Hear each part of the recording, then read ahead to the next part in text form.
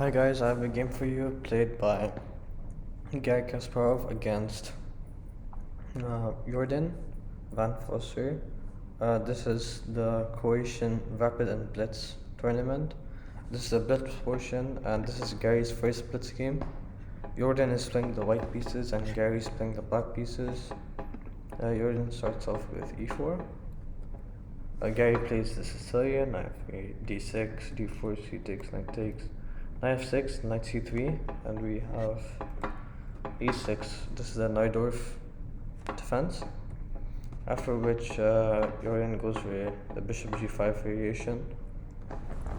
And now e6 is all theory, f4, and here Kasparov opts for queen c7. Not the main move. Usually queen b6, the poison pawn, is the most played move, after which you play queen d2 and so forth, so on and so forth. So on and so forth. Here after queen b6, queen d2 takes, rook here, and we have f5. This is a typical position for black. So there's nothing so special in this position. So this is considered drawish because black can just maintain the solid position, develop his pieces normally, and then castle. I'm gonna show you. However, in the game, he goes for it like one of the sidelines, queen c7, and now takes, takes and takes. This is the best move. And now here we can just play queen f3. Okay, getting the queen out, making way for queenside castling in the future. b5, here a3 stopping b4. Knight c6, okay, takes, queen takes, and now f5, trying to break in the center. And here he plays queen c5, centralizing his queen, putting it in a better square, opting for bishop b7 in the future, and putting a little bit of pressure on the f5 pawn. Here, of course, you cannot. Taking is not a good move because you can just ignore the pawn and just castle, and here you have a nice position with for white. Here, of course, you can't take because bishop takes and d5, then knight takes, and this is two winning positions. Black's king is just weak, and if bishop b7, also just queen takes f5, and a nice position with white trying to go for even queen takes f6. The king just is too weak in the center. After queen c5, Jorden just plays bishop e2, rook a7, which is not rook b8 is usually the third move. Usually the preferred move because you ought to play b4. Rook a7 has a similar idea, probably to bring the rook to just guarding the 7th rank if there is any tricks for white. So here Jorden just castles. Now queen e5, centralizing the queen, putting pressure on white center, but this is just normal thing. There's nothing too special. Rook f8, rook f1, and now just adding more pressure on this file. And now rook c7. So just adding now pressure on the c file, trying for some expansion or some break through the center, and then a queenside attack. Now just steps away from the c file. Now h5, preventing queen h5 from white, because now the rook is defending the h5 square. Now h4, preventing him from further advancing in the king side. Bishop b7, solid move, just defending the f6 square and just holding on into this cramped position. The only issue for black here is this position is very cramped, and whereas white has a huge space advantage on the king side, and his pieces are at the king side, whereas black, though he has advantage in the queen side, not all of his pieces are pointing in the queen side. So here definitely white has a slight edge, and queen e3 was played, queen c5 trying to trade, and now here comes queen c5 is like the first mistake, because now you allow Jorden to play queen g3. Now he's trying to penetrate into black's position. So over here definitely you can't take, because after queen here and then rook here, we have you can even play like bishop d3, bishop takes h5. There are lots of moves, but this structure is really bad. You can just take on h5. The king is stuck in the center. Yeah, it's just not gonna. After it takes, you can even take well, you can't take the knight here because of the c2 square. You can probably just play rook d5 actually, attack the queen, and yeah, and then try for some sacrifices. Rook f6 is an idea, trying to open up, and then we can try knight d6 after queen takes, and we have there's so much counterplay for white here. So after queen b6, for example, you can try take f6. You can always drop a check if necessary, but here you can just take, and the d6 pawn's very weak, the e4 pawn's very weak. This rook is just stuck defending. Yeah, it's a very tough position. So now, yeah, you have to defend this, and now knight takes e4. It's just too much pressure in this position for black to handle. So you can't take there. So Kasparov decides to go king f8, stopping queen g7, which is his idea. And here Jorden just takes the e pawn, hoping that Kasparov makes the bad move, which he does, which is taking with the pawn. Though it looks like a good move because it corrects black's pawn structure, and now black seems to have a decent position.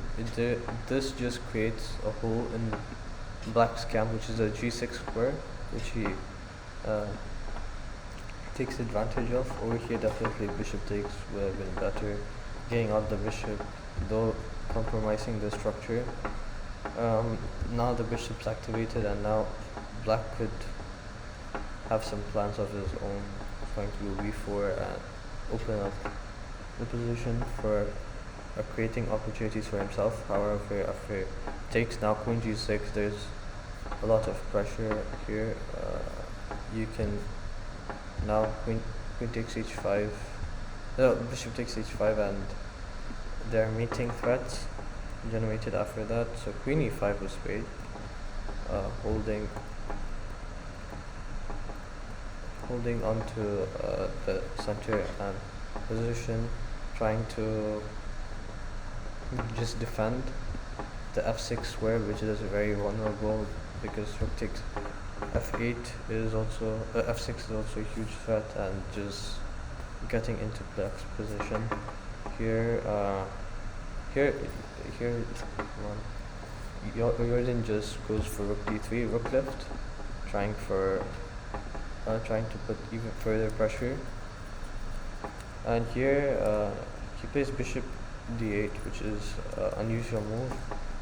Better move would have been definitely just to play rook g8 and here and takes. Okay, it's difficult to actually win this position. Like after this, over here you have the option to sacrifice the exchange, or you can just go back and maybe yeah, you have to probably sacrifice the exchange which is probably the best move, and then just target these pawns now, and you'd have such a significant pawn advantage that white would be just definitely the one who's pushing for the win here. He has quite he has a nice queenside pawn structure, and white and black's queenside is looking quite shaky here after bishop c8, because now the c8 pawn's under attack, the b5 pawn's falling, so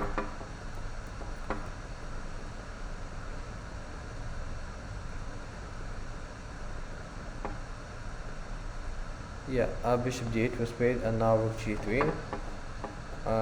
The idea is just to keep increasing the pressure on the king side, and now actually there's a very cheeky move. Here Kasparov plays rook f7, trying to unpin this pawn.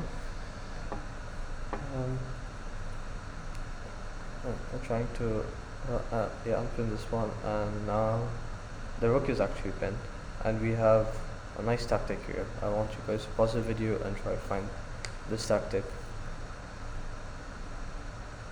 So here Jorden could play rook g5, which is attacking the queen, and he can't take the rook because of checkmate. So this is a very nice move, attacking the queen, and now queen has to move somewhere. Here he played queen d4. However, the best move would have been to take bishop f5, attacking the rook and creating an escape square for the queen, to like trade off queens in the future, giving that as an option. So after bishop takes h5, for example, queen g7, and we can actually, this is quite a playable position, though you're in exchange down. Over here, of course, you have the option to take, after which, but this position now obviously you have to push f4. Can't let white take like this. So for example, if you play something like rook g8, taking like this, now this gives a huge advantage because these are not connected bastards, so we can't allow that. So you have to play f4, and yeah, these pawns, just these two pawns and this advanced d pawn looks like this is a winning endgame for white, and it's quite easy to convey. That's why actually even sacrificing the exchange here is the best, since now with the bishop pair there might be some counterplaying chances for black. But here Garry goes for queen d4, and now Jorden just takes, and Garry resigns because this is too much pressure for him to bear. Now he's just threatening checkmate here. So one possible variation in the game could have continued this way is queen a7, defending the rook, and now e5. What a move! Trying to bring over the knight to e4, supporting the rook, and trying to open up the position. So if here there are a few moves, there's f5, there's taking, and there's taking. So f5 is played, then we can just actually then play knight e4. We can't take the knight, touch the knight because of the pin. Well, if you take, then just takes, and this is crushing. Now I'm attacking the queen, the king. The queen takes, it will be mate. The queen takes, mate. And now if the king moves, it's quite easy. It's also mate. The next one, so this is mate. And yeah, so if he takes, now you can take with the knight. Again, too much pressure on the rook. Now the rook, you would be almost forced to sacrifice, after which you take, and yeah, this position looks very nice for white because of his advanced queen. The queen is well placed, his knight's attacking, and the black bishop is just stuck there defending. Even the rook over here is just defending, and it's constantly being attacked by the knight. So here, if the rook moves to g7, now you get this dangerous d pawn, and you can always hold on to it in the future. And this would be a constant issue for black, and his pawn structure is just shaky here. The knight's attacking the e6 square, the queen can come over, the rook can come over. This is looking quite irritating. And also white has, don't forget about his passed pawns. White has a passed h pawn, which could also be troublesome for black. So another variation could be just capturing, and now again the same idea with the e5 move. Its main purpose, intended purpose, was just 94. So after even takes, you can just 94, and now you actually divert your attention, force him to actually capture the rook over there, because now the bishop's hanging. If something bishop over here is played, then this is just mate blocking, and yeah, there isn't much. You can't move here because now knight would just grab, and this is just completely winning.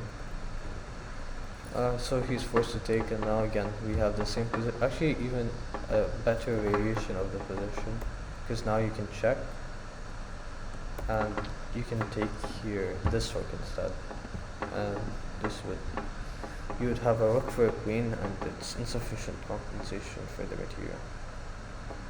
Yeah.